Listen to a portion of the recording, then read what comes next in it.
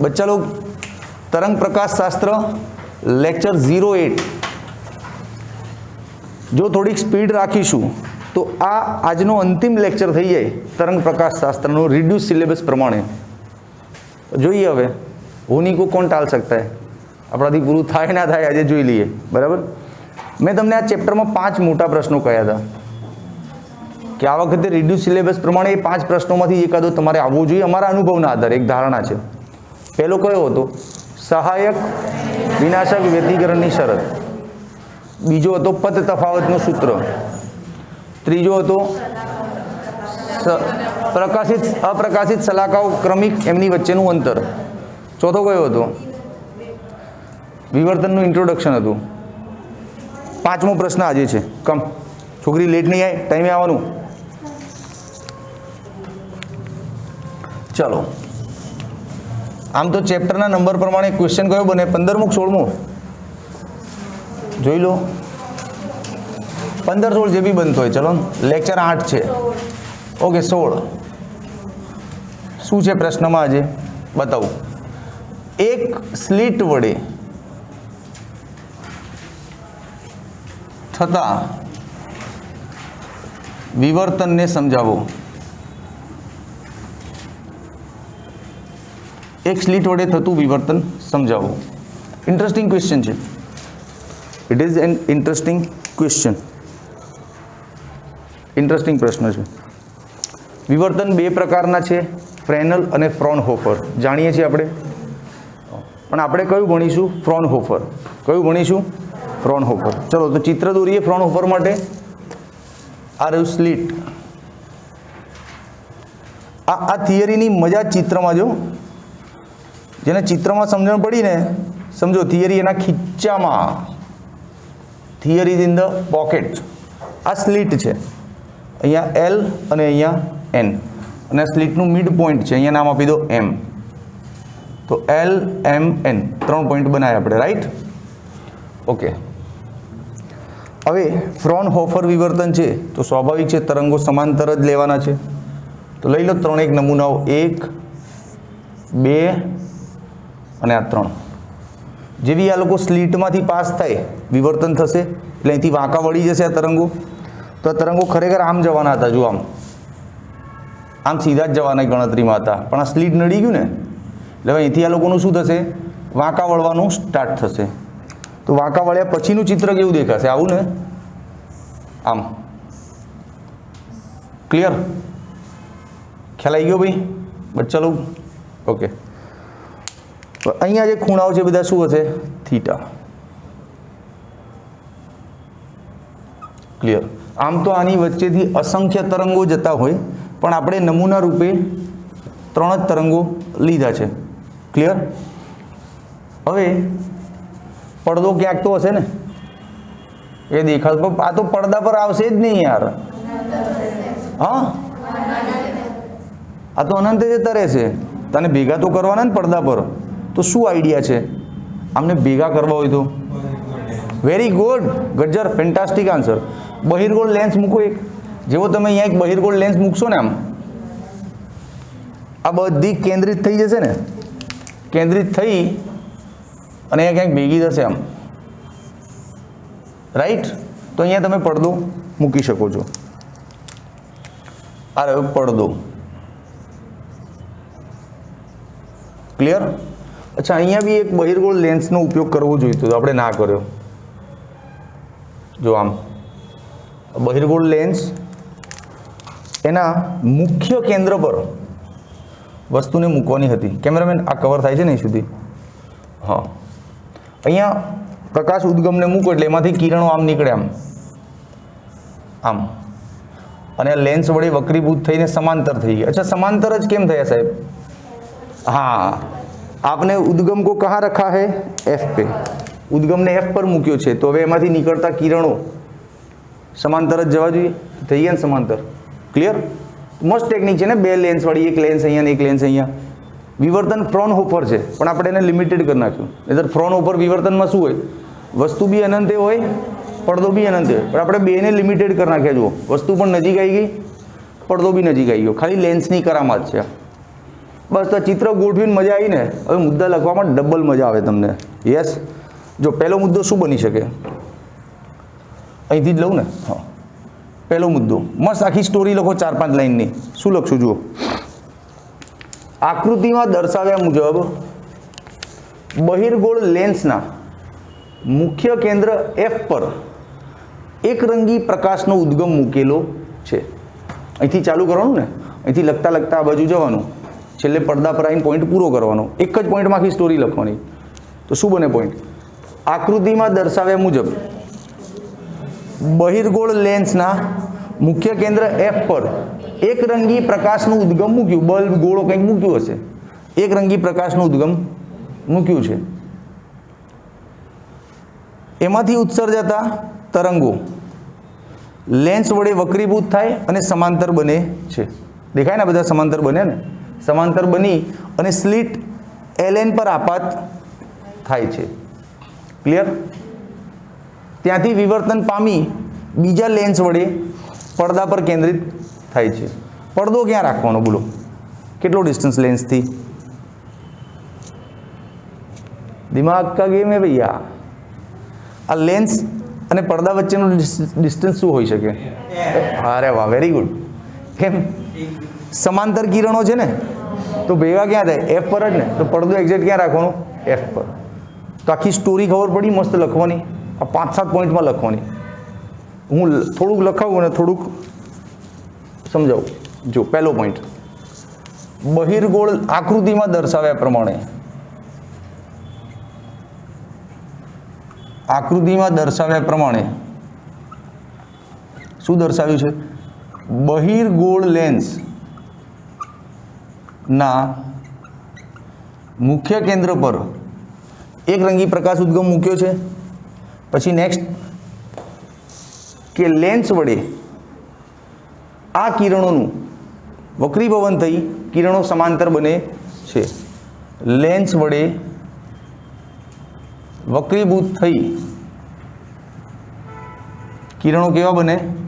સમાંતર. અચ્છા, આ સમાંતર કિરણો ક્યાં જાય? સીધા જ સ્લિટ LN પર આપાત થાય.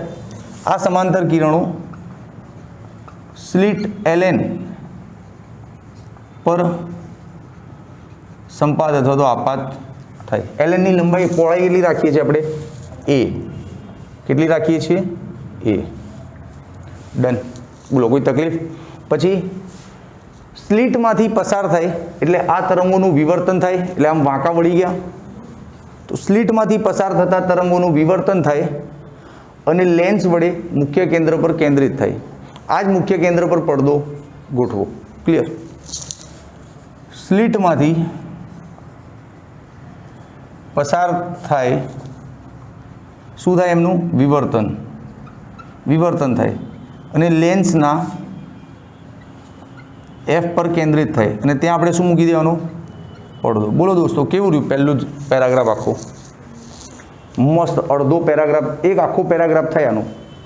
લખો ને સિસ્ટમેટિક લેંગ્વેજ તો અડધું પેજ ભરાઈ જાય એક મુદ્દામાં. અને શરૂઆત અહીંથી કરવાની, ઉદ્ગમથી, અને પડદા પર લાઈન મુદ્દો પૂરો કર્યો. બોલો, છે ઇઝી? હવે નેક્સ્ટ પોઈન્ટમાં હાઇગેન્સ કવર કરી નાખો. હાઇગેન્સનો સિદ્ધાંત શું કહેતો હતો? હાઇગેન્સનો સિદ્ધાંત એવું કહે છે કે તરંગ અગ્ર પરનું દરેક બિંદુ ગૌણ ઉદ્ગમ, very good, very good, very good. હું એકવાર બોલી જાઉં સ્પષ્ટતાથી. તમે બધા ગુણુન બોલ્યા એટલે મને કોઈનું ચોખ્ખું સંભળાવ્યું, પણ બધા સાચું બોલતા હતા. એ તમારા ફેસ પરનું કોન્ફિડન્સ દેખાય છે. ચલો, હાઇગેન્સનો સિદ્ધાંત એવું કહે છે કે તરંગ અગ્ર પરનો દરેક બિંદુ ગૌણ ઉદ્ગમ તરીકે વર્તે. ગૌણ ઉદ્ગમ છે તો પોતાનામાંથી નવા તરંગો ઉત્સર્જિત કરે. ગૌણ ગોળાકાર તરંગ અગ્ર ઉત્સર્જિત કરે છે. ક્લિયર? તો હાઇગેન્સનો સિદ્ધાંત લખવો પડશે. તરંગ અગ્ર પરનો દરેક કણ ગૌણ ઉદ્ગમ તરીકે વર્તે અને પોતાનામાંથી નાના ગૌણ તરંગ અગ્રો ઉત્સર્જિત કરે. રાઈટ? ઓકે. હવે ધ્યાનથી અહીંયા તરંગ અગ્ર હોય, આમ સમજો આખે આખું. એના બધા કણ ગૌણ ઉદ્ગમ છે, એટલે નવા નવા તરંગ અગ્રો ઉત્સર્જિત કરશે પોતાનામાંથી. ક્લિયર? એ બધા તરંગ અગ્રો જ્યારે પડદા પર પહોંચે ત્યારે પ્રકાશિત અપ્રકાશિત ડિઝાઇન બનાવે, જેને વિવર્તન ભાત કહેવાય. શું કહેવાય? વિવર્તન ભાત. હા, આ બધા તરંગ અગ્રો શું ઉપજાવશે? વ્યતિકરણ. વ્યતિકરણના કારણે પડદા પર શું દેખાશે? પ્રકાશિત અપ્રકાશિત બિંદુઓ દેખાય અથવા શલાકાઓ દેખાય. એને આપણે શું કહીશું? વિવર્તન ભાત. બોલો, ક્લિયર છે? તો એક સ્લિટ વડે થતું વિવર્તન, આ સરસ ઇન્ટ્રોડક્શન આપણને સમજાઈ ગયું. હવે આની અંદર નાની નાની નહીં પણ મોટી મોટી ચર્ચાઓ છે કે આની ડિઝાઇન કેવી દેખાય પડદા પર. જેમ વ્યતિકરણ તમે આવું દેખતા હતા ને, વ્યતિકરણ કેવું દેખાતું હતું? આમ શલાકાઓ દેખાતી હતી ને, પ્રકાશિત અપ્રકાશિત, પ્રકાશિત અપ્રકાશિત, પ્રકાશિત. વ્યતિકરણમાં આવી શલાકાઓ દેખાતી હતી ને, વિવર્તનમાં આવું નહીં દેખાય. તો વિવર્તનમાં કેવું દેખાય સાહેબ? અરે તો બતાવું, શાંતિથી રાખ. हाँ, विवर्तन में ऐसा नहीं दिखेगा भैया. कैसा दिखेगा? रुक दिखाता हूँ. અહીંયા સાઈડમાં નાનું ડ્રોઈંગ કરી દઉં, જગ્યા છે જ. જો આને સ્કીમેટિકલી એટલે સંજ્ઞાત્મક રીતે દોરું ને તો આ સ્લીટ સમજી લે. બે આ સ્લીટ છે. ઓકે, આ વચ્ચેનું સ્લીટ છે ને એક આખું. હા, અહીંથી આ પડદો છે. ડન. અહીંથી આ થીટા ખૂણે તરંગો છે. તો વ્યતિકરણ ભાત કેવી દેખાય?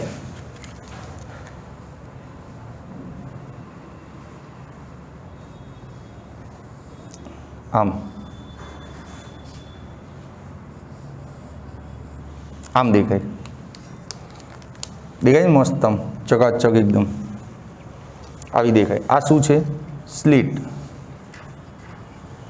આ શું છે? પડદો. અને આ શું છે? વિવર્તન ભાત. શું છે આ? તો ફરક સમજાયો તમને? વ્યતિકરણમાં આવી શલાકાઓ દેખાતી હતી, પટ્ટીઓ. વિવર્તનમાં આવું દેખાય.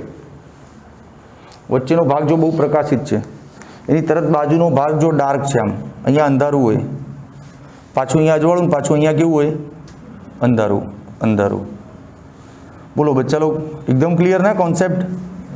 સમજણ પડવી જોઈએ. ગોખવાને હાલ ટાઈમ છે, સમજણ પડવી જોઈએ. બોલો હવે કમ્પ્લીટ. તો આને કહેવાય મધ્યસ્થ અધિકતમ. શું કહેવાય? અધિકતમ. આ પછી આ અધિકતમ છે. અજવાળું એટલે અધિકતમ. અજવાળું એટલે અધિકતમ અને અંધારું એટલે ન્યૂનતમ. શબ્દો લખી દઉં. પ્રકાશિતને આપણે અહીંયા અધિકતમ કહીશું અને અપ્રકાશિતને ન્યૂનતમ નામ આપીશું. બરાબર? યાદ રાખજો નામ. તો આ મધ્યસ્થ અધિકતમ થઈ ગયું, એકદમ પ્રકાશિત પોઈન્ટ. આ શું છે? કાળું કાળું ન્યૂનતમ. પહેલું. કયું? પહેલું. તો આને શું કહેવાય? પ્રથમ ન્યૂનતમ. આને શું કહેવાય? પ્રથમ અધિકતમ. પહેલું પ્રકાશિત. કેમ પહેલું બોલ્યા સાહેબ? કેમ કે આ તો મધ્યસ્થ કહેવાય ને, તો પહેલું આ કહેવાય ને. ખ્યાલ આવી ગયો? નામ બસ આ રીતે ઉપર જતા નામ વધતા જાય. તમે જુઓ ડિઝાઇન કે મધ્યસ્થની તીવ્રતા સૌથી વધારે છે, બહુ અજવાળું છે ત્યાં. એની પછી અધિકતમનું અજવાળું આના કરતાં સહેજ ઘટ્યું, પછી સહેજ ઘટ્યું. ક્લિયર? તો વ્યતિકરણની ડિઝાઇન અને આ ડિઝાઇનમાં આવો ફરક છે. તો પેલામાં બધાની તીવ્રતા એક સરખી હતી, બધી પટ્ટીઓની પહોળાઈ સરખી હતી. આમાં જો મધ્યસ્થ અધિકતમ બહુ પહોળું છે, પછીની ન્યૂનતમ સહેજ ઓછું પહોળું, પછી ઓછું પહોળું, એમ. ક્લિયર? પાક્કું? તો હવે આ થિયરીમાં આગળ શું સાહેબ? આગળ 3 મોટા પોઈન્ટ કવર કરવાના. પહેલો આખો પેરેગ્રાફમાં આપણે આ મધ્યસ્થ અધિકતમ અહીંયા કેમ સર્જાયું ને એની પર ચર્ચા કરીને સમજણ આપીશું. એ પેરેગ્રાફ પતી જાય પછી આ પ્રથમ ન્યૂનતમ અહીંયા અંધારું કેમ બન્યું ને એની પર ચર્ચા છે. પછી ત્રીજા પોઈન્ટમાં આ ક્રમિક અધિકતમો પર ચર્ચા છે. જો આને મધ્યસ્થ અધિકતમ કહેવાય, આ બધાને ગૌણ અધિકતમ કહેવાય. શું કહેવાય? ગૌણ. મુખ્ય આ મેન આ, પછી બાકી બધા કેવા છે? ગૌણ. તો આ ચર્ચા છે. ઓકે, એ બધી ચર્ચા પહેલાં આમાં પત તફાવતની ગણતરી કરવી હોય તો કઈ રીતે કરશું? તો તો જો પથ તફાવતનું કોમન સૂત્ર બનાવી દઈએ આપણે, જેથી એ બધામાં લેવાય આપણી પછી. એકવાર પથ તફાવતનું કોમન સૂત્ર થઈ જાય ને સેટ, તો એ બધે વાપરીશું હે ને. તો ચલો સૌ પહેલું ટાઇટલ આપીએ પથ તફાવતની ગણતરી. પથ તફાવતની ગણતરી ક્યાં છે આમાં પદ તફાવત બતાવું? હો એથી આમ લાઈન કરમ ક્યુ નામ આપો અહીંયા. તો તમે ધ્યાનથી જુઓ દોસ્તો, આ અહીંથી છે ને જે કિરણ જાય છે ને એનો પદ તો સરખો જ છે, ખાલી આ અહીંથી જો સ્ટાર્ટ થયું ને તો આટલો વધારાનો પદ દેખાય મને, શું કહેવું? બાકી અહીંથી તો સરખું જ દેખાય છે ને. તો જે ફરક છે આ આટલો ફરક છે ને, તો આ આટલા વધારાના માપને શું કહેવાય? પથ તફાવત. શું કહેવાય? NQ. ક્લિયર કે નહીં ક્લિયર? અચ્છા, હવે અહીંયા થીટા છે તો ઓબ્વિયસલી મેથેમેટિકલી અહીંયા પણ થીટા બનશે, અહીંયા થીટા બનશે. ઓકે, ચલો ત્રિકોણ પહેલાં તો આ લખી દો ને કે NQ લંબ દોરો. દોરવાનું કે લખવાનું ક્યાં જરૂર? દોરી તો દીધું છે, સીધું જવા દો. શું કે ત્રિકોણ LQN માં, ત્રિકોણ LQN માં આ ખૂણો NLQ કેટલો દેખાય છે? થીટા. માટે સાઇન થીટાનું સૂત્ર લો. સાઇન થીટા બરાબર સામેની બાજુ અપોન કર્ણ. થીટાની એક્ઝેક્ટ સામે શું દેખાય તમને? NQ. કર્ણ ક્યાં હોય? અહીંયા હોય ને, હાર્યું LN. ઓકે, સાઇન થીટા બરાબર NQ અપોન A. આ LN ની પહોળાઈ તો એ જેટલી છે ને, પાક્કું? અહીંયા P બિંદુ હોય તો એવું કહી શકાય આ માપને કે NP માઇનસ LP. અહીંથી સ્ટાર્ટ થાય કોણ? LP આખું માપ, એમાંથી આ LP બાદ કરું તો આ મળે ને, તો એવું બી કહી શકાય ને. હા, વેરી ગુડ. તો આ NQ ને એવું પણ લખી શકાય. જો આ એને સામે જવા દો, NP માઇનસ LP. આ શું થઈ ગયું આપણું? પથ તફાવતનું સૂત્ર. હવે ગમે ત્યાં જરૂર પડે ત્યાં સૂત્ર લેજો. હવે હું નેક્સ્ટ તમને કહ્યું પ્રમાણે 3 પેરાગ્રાફ સમજાવીશ. આ મધ્યસ્થ અધિકતમ સમજાવીશ, આ પ્રથમ ન્યૂનતમ સમજાવીશ, પ્રથમ અધિકતમ સમજાવીશ. આ બધા ત્રણેય પદો સમજાવીશ ને ત્યારે વારંવાર પદ તફાવતના સૂત્રની જરૂર પડશે, તો આ લઈ લઈશું, આપણી પાસે છે જ. શું છે પદ તફાવત? એ સાઇન થીટા. અને બહુ મૂડમાં હોય ને તો એ થીટાય લઈ શકાય. કેમ કે ખૂણાઓ એટલા નાના હોય ને કે અહીંયા સાઇન ના રાખો તોય ચાલે. ડિપેન્ડ્સ કે આપણને કેવું સગવડ ભર્યું છે દાખલામાં. આપણે સાઇન કાઢી બી શકીએ અને રાખી બી શકીએ, કેમ કે ખૂણા બહુ નાના હોય. ક્લિયર? તો ચલો સૌ પહેલું ટાઇટલ આપીએ મધ્યસ્થ અધિકતમને. મધ્યસ્થ અધિકતમ સમજાઈએ. ચલો, બહુ ઇઝી છે. મધ્યસ્થ અધિકતમ કોનાથી બને? તો જો ભાઈ, જેમ આપણે વાત થઈ હતી કે આ એક મિનિટ, બહુ કન્ટિન્યુ લેક્ચર થઈ ગયો, સમજાય છે બધું? ખરેખર સ્લો કરવાની જરૂર છે કે ઓલરેડી બહુ ધીમે છીએ આપણે? ઓલરેડી સ્લો છીએ કે મીડિયમ છીએ? સાચું બોલજો યાર. તો આ જ ટ્રીકથી આ જ સ્પીડમાં જવા દઉં ને કે બમબમાવું એકદમ? ના બમબમાવું? ઓકે, ચલો વાંધો નહીં. જો આપણે લેક્ચર સ્ટાર્ટ કર્યો ને ત્યારે ચર્ચા કરી હતી કે ભાઈ અહીંયા વચ્ચે કરોડો કિરણો હોય લ્યા, બસ 3 જ દોર્યા સગવડતા માટે. કેટલું બધું કોણ દોરે? કરોડો કિરણ 3 જ દોર્યા હતા સગવડતા માટે, પણ અહીંયા તો કરોડો કિરણો હોય. સાંભળો, હવે એ કરોડોમાંથી એવા કિરણો કે જે આ અહીંયા એક પોઈન્ટ લઈ લો ને, C, આની સાથે 0 ખૂણે બનતા હોય ને. ભાઈ તમને આ 3 કિરણો દેખાય છે કે વિવર્તન થયા, પણ કે બધા વિવર્તન નહીં થાય, અમુક સીધાય નીકળશે, અમુક કિરણો સીધાય નીકળશે. તો એ જે બી સીધા નીકળેલા કિરણો છે, જેને આપણે અહીંયા દોર્યા નહીં, કલ્પના કરો, એ સીધા નીકળેલા કિરણોનો આ પથ તફાવત 0 થઈ જશે ને, કેમ કે બધા અહીંથી સીધા જ પહોંચે જ આમ, તો પથ તો સરખો જ છે બધાનો. તો પથ તફાવત 0 થશે, પ્લસ આ ખૂણો 0 થાય ને, કેમ કેમ કે ખૂણો ક્યારે બને આમ, પણ આમ જ હોય કિરણ, તો આની સાથેનો ખૂણો શું થઈ જાય? 0, રાઈટ? હા. તો એવા બધા કિરણો જ્યારે અહીંયા ભેગા થાય સી પર, ત્યારે એ લોકો ભેગા થઈને શું બનાવે? મહત્તમ પ્રકાશિત બિંદુ બનાવે. કેમ કે બધાનો પદ તફાવત 0 છે અને થીટા બી 0 છે. હાય હાય સાહેબ, થીટા 0 હોવાથી અજવાળું કેમ આટલું વધી જાય? અરે મૂર્ખ, સૂત્ર નહીં, I બરાબર I0 cos સ્ક્વેર થીટા 5/2 જે બી લો. તો ખૂણો 0 હોય તો આ કિંમત મેક્સિમમ કહેવાય ને, કેમ કે cos 0 એટલે 1 થઈ જાય, તો થઈ ગયું ને મેક્સિમમ તીવ્રતાવાળી સિચ્યુએશન. ક્લિયર? હા. તો મધ્યસ્થ અધિકતમ મસ્ત સમજાઈ તો ગયું, પણ લખવું હોય તો થોડું ઘણું તો લખીએ. ચલો, કે સ્લિટ LN માંથી વિવર્તિત થતા અસંખ્ય કિરણો પૈકી જે કિરણો 0 ખૂણે વિવર્તિત થાય અને જેમનો પદ તફાવત C આગળ પહોંચતા 0 હોય, એવા કિરણોથી મધ્યસ્થ અધિકતમ બનશે. ઓકે કે નહીં? ઓકે. હા, તો લખો, જે કિરણો અથવા તરંગોનો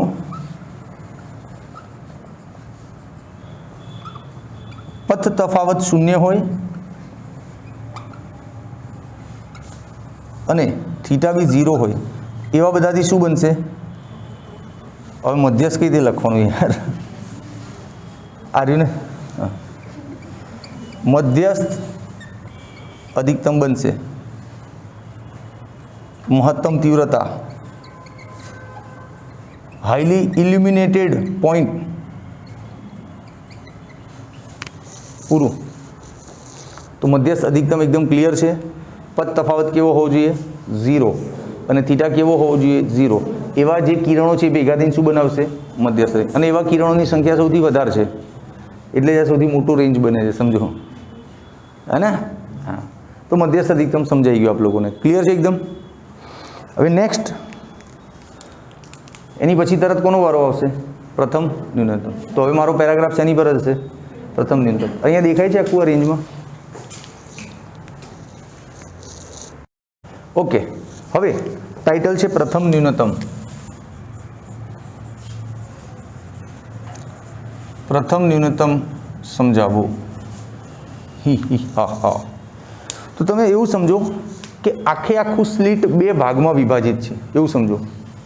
આખે આખું સ્લિટ, તમારે એક જ ચિત્ર દોરવાનું છે, પણ સગવડતા માટે હું અહીંયા બીજું દોરી આપું છું. સપોઝ આ રહ્યું સ્લિટ, આટલું આટલું પહોળું છે સ્લિટ તમારું. આ તો 2 અડચણ છે, વચ્ચેના ગેપને સ્લિટ કહેવાય, આ બંનેને અડચણ કહેવાય. સપોઝ આખી આખી સ્લિટ 2 ભાગમાં વિભાજિત થઈ ગઈ, LMN.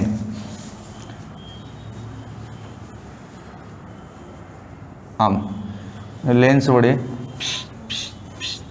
પડદો. ક્લિયર? આખે આખું સ્લિટને 2 ભાગમાં વિભાજિત છે એવું કલ્પના કરો. તો અહીંયા ન્યૂનતમ સમજાવવાનું છે, એટલે અંધારું. અંધારું એટલે કે અહીંયા જે તરંગો પહોંચતા હશે ને, એકબીજાની અસરને નાબૂદ કરતા હશે, એટલે ત્યાં અંધારું થઈ જતું હશે. બાકી પહોંચે તો છે પ્રકાશ જ. હવે પ્રકાશ ક્યાંક પહોંચે તો અંધારું કરે, અજવાળું કરે ને. પણ બીજો પ્રકાશ ક્યાંકથી આવ્યો અને સંપાતીકરણ કર્યું તો પહેલાંની અસરને નાબૂદ કરે ને, વિનાશક વ્યતિકરણ બી બનાવે ને. હા, તો અહીંયા એવા જ તરંગો પહોંચ્યા છે જે એકબીજાની અસર નાબૂદ કરતા હશે, તો ત્યાં અંધારું થયું હશે, તો જ ન્યૂનતમ બન્યું હશે, હે ને? હા. આની વચ્ચે અસંખ્ય કિરણો હોય, એ અસંખ્યમાંથી સપોઝ એમ કહો આની વચ્ચે કરોડો કિરણો હોય, એ કરોડોમાંથી અમુક લાખો છે ને સીધે સીધા અહીંયા પહોંચ્યા, એટલે અજવાળું થઈ ગયું. તો આપણે એને સમજ્યા. ભાઈ અમુક લાખો છે ને એ રીતે પહોંચ્યા અહીંયા, કે જે પહોંચેલા તેમની અસરને નાબૂદ કરી નાખી. સમજ્યા કે નહીં સમજ્યા? તો લખી શકાય આ પોઈન્ટ કે LN ને 2 સમાન ભાગમાં વિભાજિત કલ્પો. 2 સમાન ભાગમાં વિભાજિત કલ્પો. Okay, done. તો M શું છે? LN નું મધ્યબિંદુ. મધ્યબિંદુ છે, ડન. હવે તો LM વિસ્તારના દરેક તરંગ માટે MN વિસ્તારમાં એવા તરંગો હોય કે જે P આગળ એમની અસરને નાબૂદ કરે. LM વિસ્તારના તરંગોને અનુરૂપ MN વિસ્તારમાં એવા તરંગો હોય કે જે એકબીજાની અસરને નાબૂદ કરે. અસર નાબૂદ કરે. આમ ન્યૂનતમ રચાય. કયું? પ્રથમ, પહેલું ન્યૂનતમ રચાયું. ક્લિયર? હવે આવા તરંગો માટે પદ તફાવતને n લેમ્બડા લો. પદ તફાવત કેટલો લો? n lambda. પદ તફાવત એટલે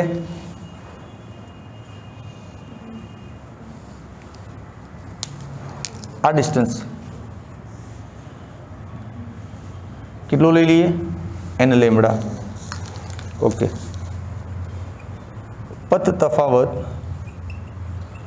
n લેમ્બડા ધારતા અથવા લેતા, ટેકનિકલી એટલું જ આવે, લેવા જવાનું સમજીને તો. ઓકે દોસ્તો, હવે પદ તફાવતને આપણે અહીંયા શું લાવ્યા હતા? a sine. પદ તફાવતને શું લાવ્યા હતા? a sine. a sine is equals to n lambda. આ થઈ ગયું સૂત્ર ન્યૂનતમ માટે. હવે તમને એમ કે પ્રથમ ક્રમનું ન્યૂનતમ જોઈએ છે ભાઈ, સૂત્ર લખો તો બતાવું ને? કેમેરામેન દેખાય છે ને અહીંયા? પ્રથમ ક્રમના ન્યૂનતમ માટે આ સૂત્ર કઈ રીતે લખાય જુઓ. a સાઇન થીટા 1 અને એની જગ્યાએ શું આવે? 1. એટલે જવાબ થાય a સાઇન થીટા 1 બરાબર લેમ્બડા. આ પ્રથમ ક્રમના ન્યૂનતમ માટે.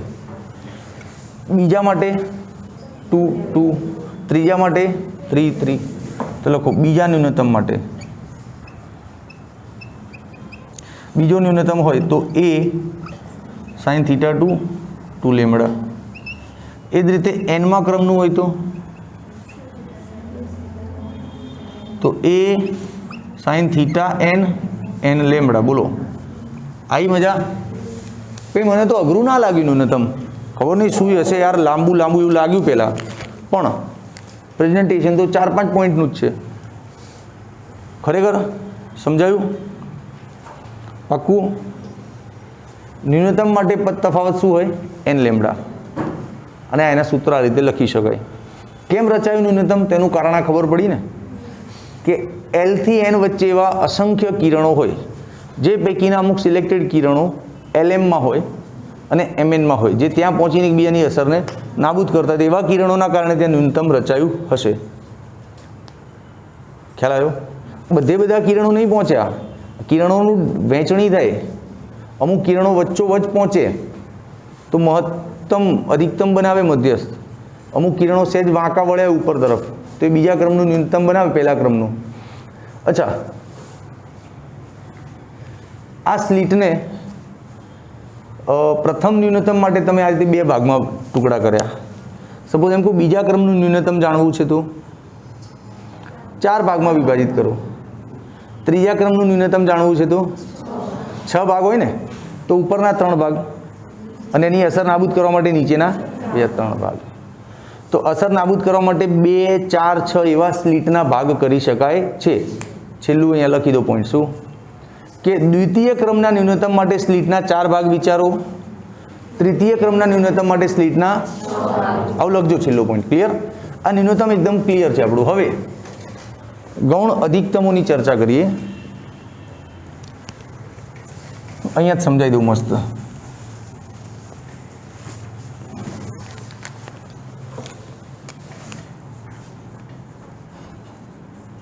ગૌણ અધિકતમ.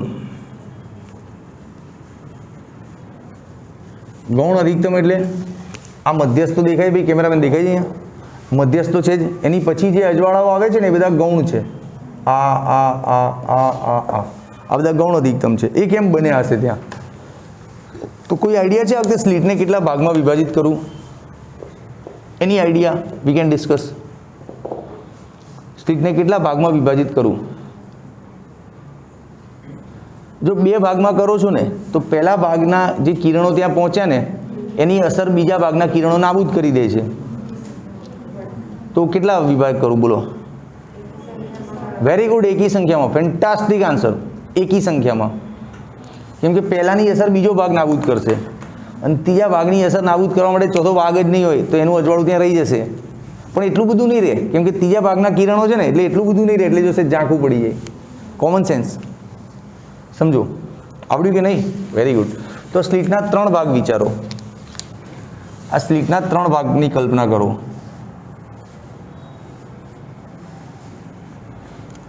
એક, બે અને આ 3 ભાગ, રાઈટ? LN અહીંથી તો વળી જાય લે આમ, હા, અને આગળ જઈને બધા P પર ભેગા થાય, પદ તફાવત આમ આવે ને. બોલો હવે આગળનું ચિત્ર દોરજો ને યાર, લેન્સ મૂકીને પડદા પર ભેગા કરી નાખજો બધાને. તો શું લખશો? સ્લિટના 3 ભાગનો વિચાર કરો. સેમ આવું જ લખવાનું કે સ્લિટના 3 ભાગ વિચારો. પછી શું લખશો?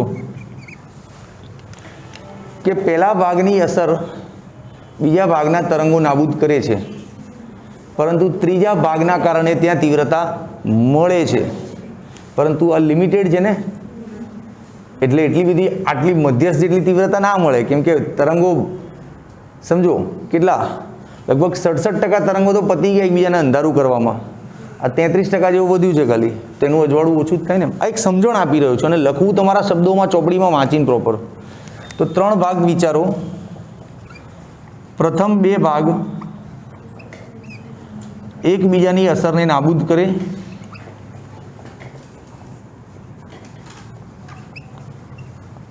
કરે, ત્રીજા ભાગના તરંગોને લીધે P બિંદુ આગળ તીવ્રતા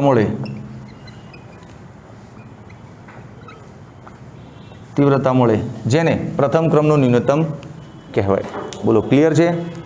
હવે પ્રથમ ક્રમના ન્યૂનતમ માટે આવી પદ તફાવતની શરતો લખવી પડશે ને, તો આ ભૂસી નાખું છું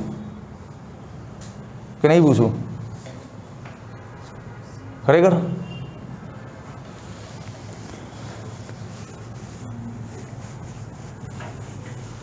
ચલો પદ તફાવત. તો આનો પદ તફાવત આ રીતે લઈ શકું, 2n + 1 λ/2. હવે એમાં જો પ્રથમ ક્રમનો અધિકતમ હોય તો પ્રથમ ક્રમના અધિકતમ માટે n કેટલો લેવાનો? 1. તો પદ તફાવત શું આવશે? અહીંયા 1 લઈ લો ને, 2 × 2 3 λ/2. બીજા ક્રમ માટે પદ તફાવત શું આવશે? અહીંયા 2 લેવાના ને, 2 × 4 ને 5 λ/2. અને એનમાં માટે તો લીધું છે છતાંય લખી દો. એનમાં ક્રમ માટે પદ તફાવત = 2n + 1 λ/2. બોલો છે ને મજેદાર થિયરી? 3 પોર્શન સમજાવી દીધા. ક્લિયર? હવે હું તમને એમ કહું કે ત્રીજું અધિકતમ લેવું હોય તો સ્લિટના કેટલા ભાગ કરવાના? 7. Very good. 3 ભાગ કર્યા સ્લિટના એટલે પહેલું અધિકતમ મળ્યું. 5 ભાગ કરો તો બીજું, 7 ભાગ કરો તો વેરી ગુડ. તમને આખી ટ્રીક મગજમાં બેસી ગઈ, એમ ખબર પડી ગઈ એકદમ, હે ને? આ માસ્ક પહેરીને ભણાવવું બહુ ટફ છે દોસ્તો. શ્વાસ અંદર ને અંદર રૂંધાય, આમ અસ્થમેટિક પેશન્ટ હોય ને એવું લાગે. આમ માસ્ક પહેરીને આખો દિવસ બેસાય ખરું, પણ બોલવાનું આટલું બધું યાર. થેન્ક યુ બોલો, મોટેથી બોલો, આમ બોલો આભાર છીએ સાહેબ. ચલો ક્લિયર છે. મસ્ત મોટો પ્રશ્ન છે આ IMP ટાઈપનો. તમને લખતા આવડશે, આખી સ્ટોરી સમજાઈ ગઈ છે. વખતો વખત આના સ્ક્રીનશોટ લીધા નહીં મેં, બુકમાં છે ને, લખી લેશો ને જોઈને. તો જ્યારે અહીંયા મધ્યસ્થ અધિકતમ પૂછ્યું ત્યારે કહેવાય નહીં કે સાહેબ ફોટો લેવા દો. તમે લીધો છે સ્ક્રીનશોટ? લઈ લેવાનો તરત રેકોર્ડિંગમાં જ, એટલે બાળકોને કામ લાગે ને. ઠીક છે, ચલો ઓકે, નો પ્રોબ્લેમ. હવે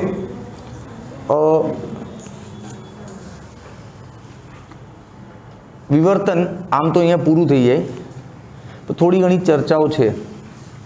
રિચાર્ડ ફિનમેને વિવર્તન પર કંઈક કહ્યું હતું, પછી વિવર્તનની વ્યતિકરણ સાથે સરખામણી બી છે, અને વિવર્તનની અમુક લાક્ષણિકતાઓ બી છે.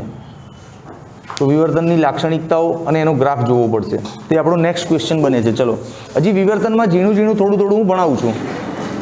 આનો સ્ક્રીનશોટ, આનો ફોટો લેવો છે, લઈ લો. ચલો, ઓકે. Question number 17.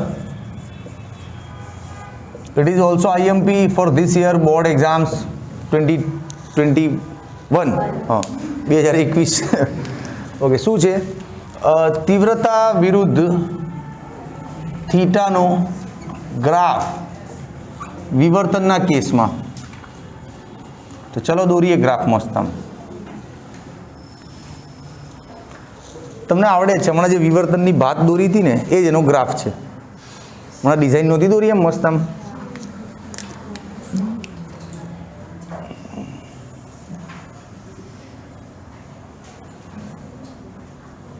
આમ હવે એટલા ને એટલા બાજુ દોરવાના ને ગણીને 1 2 3. ઓકે, 1 2 3. ક્લિયર? ઓકે. જુઓ, આ રહી તીવ્રતાનો અક્ષ અને આ છે થીટાનો અક્ષ. હવે એને એકદમ સિસ્ટમેટિક દોરું મારી સમજણ પ્રમાણે. સોહમ સરસ ડ્રોઈંગ બનાવવું હોય ને તો જો આમ કરે. અહીંયા અંધારું છે ને તો આમ બ્લેક કરી દેવાનું. તો જોનારને એકદમ ખબર પડીએ કે હા યાર અહીંયા તો ન્યૂનતમ છે. આમ પછી અહીંયા પાછું અજવાળું છે, અહીંયા અંધારું છે ને એમ તો મસ્ત કરી દો. તમે નહીં કરો ગ્રાફમાં તો ચાલશે. હું અત્યારે તમને સમજાય માટે હું આવું કરું છું, છે ને? હા, તો પછી કામ કરવાનું પૂરી શિદ્દતથી કરવાનું. એમ વેટ નહીં ઉતારવાની. 4 દિવસ સિલેબસ મોડો પૂરો થાય શું ફરક પડે? આ કામ દિલથી દેખાવું જોઈએ આમ. હા, હવે આની લાક્ષણિકતાઓ લખવાની છે દોસ્તો. 3-4 પોઈન્ટ લખી દો, 2 માર્ક્સ રોકડા થઈ જશે. તમને કહી દઉં લાક્ષણિકતાઓના પોઈન્ટ આગળ ક્યાં ક્યાં આવેલા છે. ચેપ્ટર 1 વિદ્યુત ક્ષેત્રની લાક્ષણિકતાઓ આવ્યું હતું કે વિદ્યુત ક્ષેત્ર રેખાઓ બંધ ગાળો નહીં રચતી,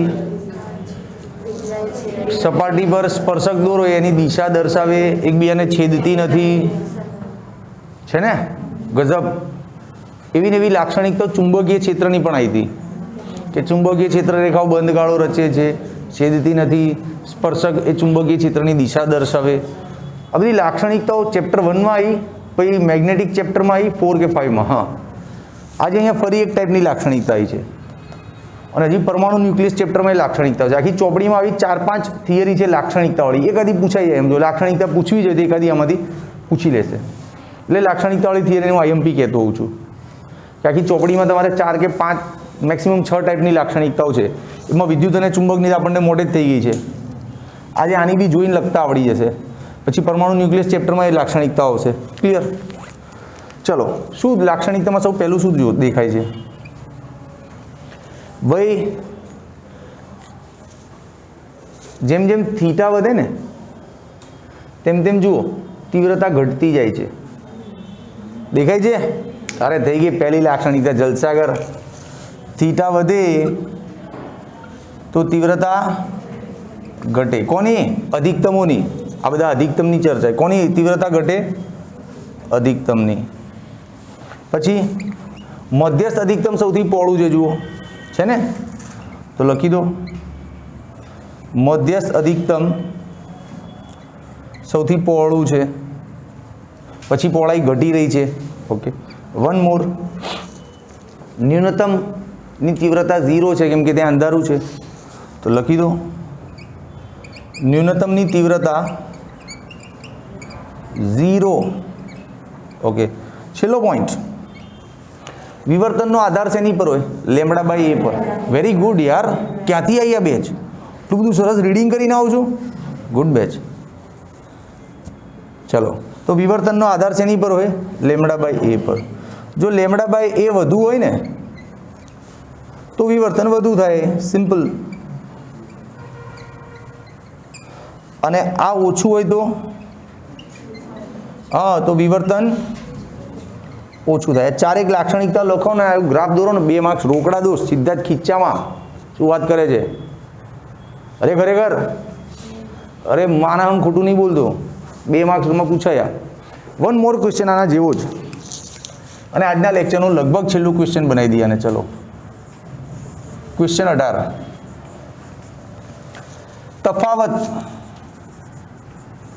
કોનો તફાવત ગેસ કરો, ચલો શેનો તફાવત ભણાવતો હોઈશ તમને?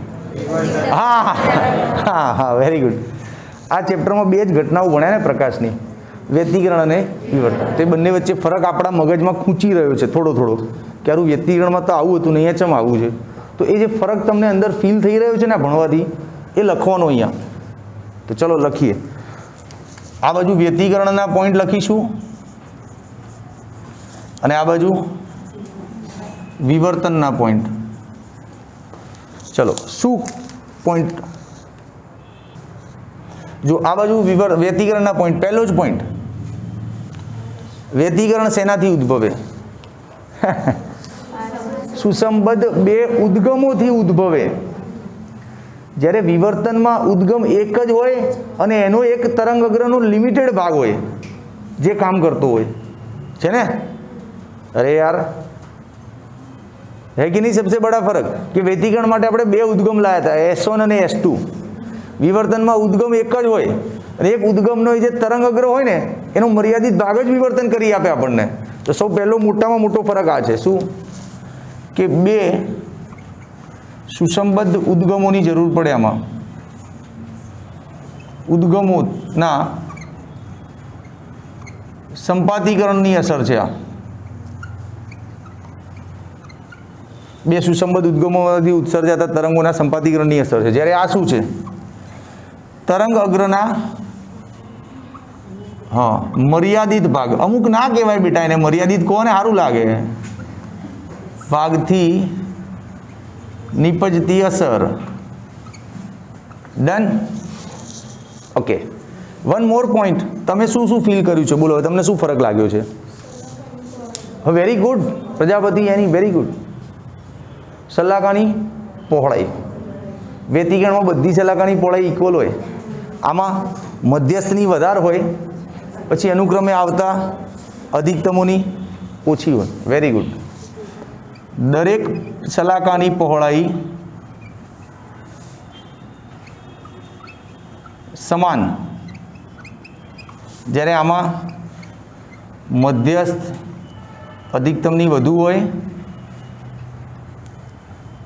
અને અનુક્રમે આવતા બધાની ઘટે. બે પોઈન્ટ થયા હતા. શું હજી કોઈ પોઈન્ટ ખરો? તીવ્રતા. Very good.